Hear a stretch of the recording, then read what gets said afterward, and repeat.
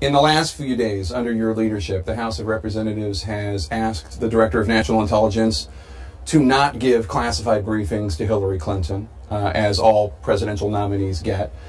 He said no to that. The House of Representatives... You got his letter today.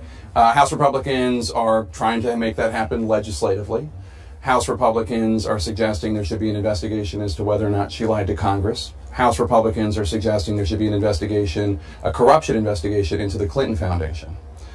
Now, I'm sure House Republicans are all excited about those measures, but to the people in the audience and at home who think, wow, that's a lot, this seems more like trying to undermine the Democratic presidential candidate and less like a hunt for truth. What do you say? How do you convince them that this is on the up and up? First of all, the reason we know about any of this, I would argue, is because of congressional oversight.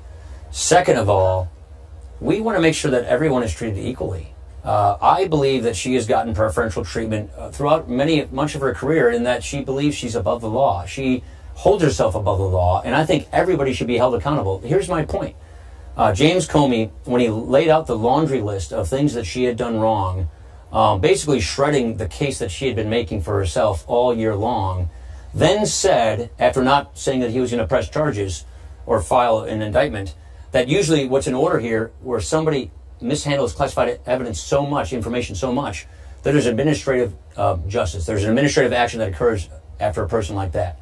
That means that person who is proven to mishandle such sensitive information should be denied future access to that information. Now, if she gets elected president, it's a different story.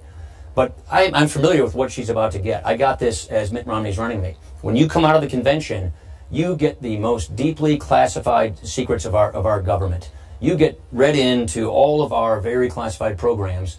It's a very severe responsibility, a very serious responsibility. And I would say that any other person that did something like this, a State Department employee, somebody in the military, they would be held to the same standard, which is they would be denied that kind of information.